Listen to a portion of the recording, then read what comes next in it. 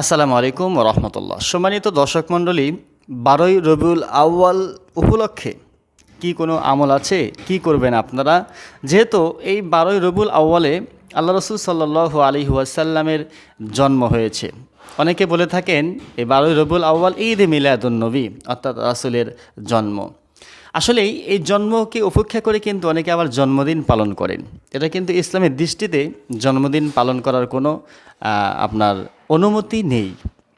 এখন বিষয়টি হচ্ছে এই 12 রবিউল আউয়ালে আপনি কি কি ইবাদত বন্দেগী করতে পারবেন, কি আমল করবেন, এমন কি আমল করলে আপনার উপকার হবে।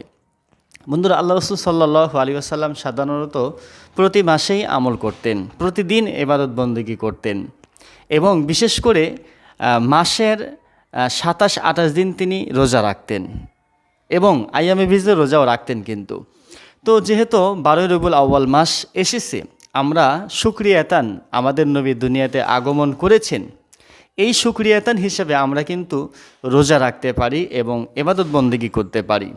যেহেতু এটি একটি রহমতের মাস, কিন্তু যেহেতু আল্লাহ তাআলা এই মাসে আমাদের নবীকে পাঠিয়েছেন, তো অনেকে বলে থাকেন 12 রবিউল আউয়াল উপলক্ষে কোনো ইবাদত আছে কিনা। আসলেই এই 12 রবিউল আউয়াল উপলক্ষে কোনো ইবাদত বন্দেগী নেই।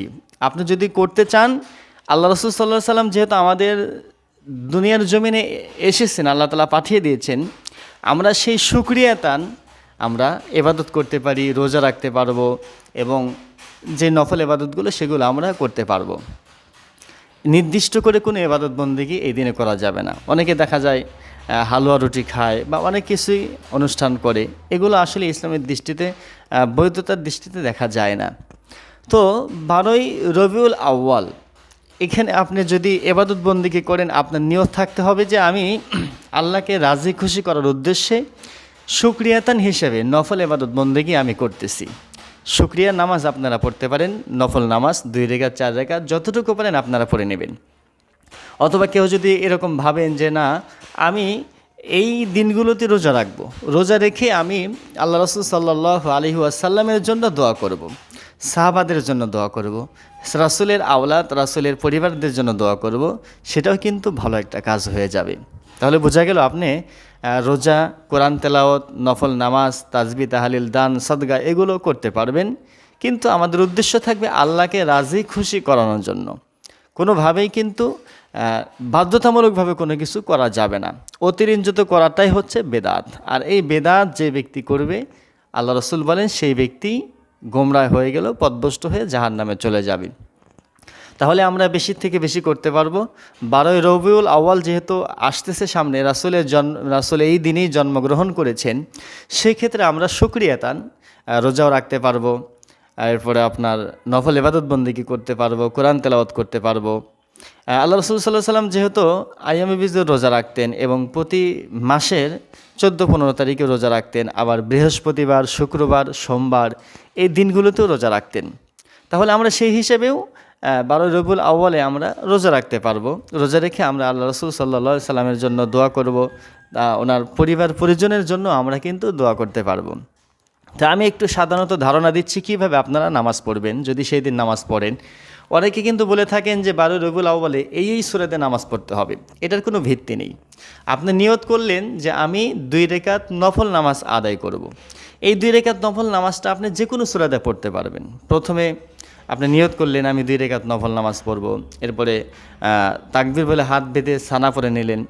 সানা পড়ার পরে আপনি এবার প্রথমে বিসমিল্লাহ, আউযুবিল্লাহ, বিসমিল্লাহ পড়ে সূরা ফাতিহা পাঠ করবেন এইভাবে, বিসমিল্লাহির রহমানির রহিম, আলহামদুলিল্লাহি রাব্বিল আলামিন, আর রহমানির রহিম, মালিকি ইয়াউমিদ্দিন, ইয়াকা না'বুদু ওয়া ইয়াকা নাস্তাঈন, ইহদিনাস সিরাতাল মুস্তাকিম, সিরাতাল লাযীনা আন'আমতা আলাইহিম গায়রিল মাগদুবি আলাইহিম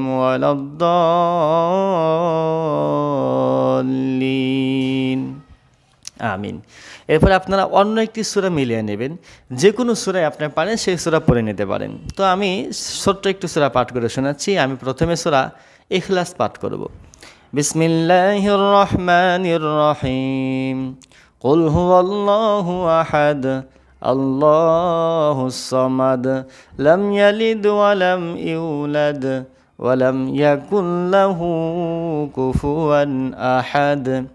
সূরা ইখলাস শেষ করে আপনি এবার রুকুতে যাবেন, রুকু তাসবিহ পাঠ করবেন সুবহান রাব্বিয়াল আযীম, 3 বার হোক 5 বার হোক 7 বার হোক পাঠ করবেন।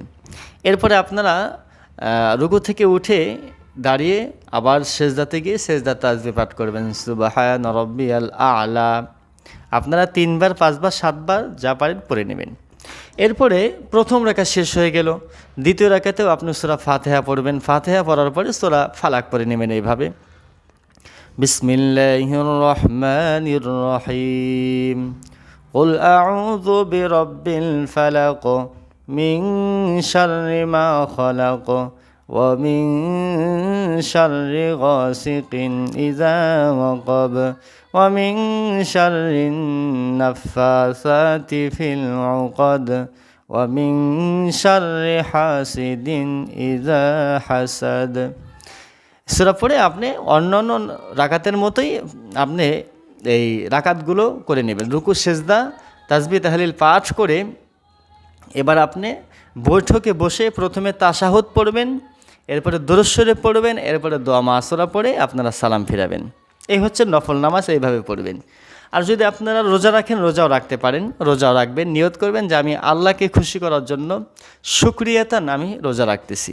কোরআন তেলাওয়াত করতে পারেন, দান সদকাও করতে পারেন, অথবা আপনার আত্মীয়স্বজন যদি কেউ মারা যায় তাদের জন্য আপনি দোয়া করতে পারেন।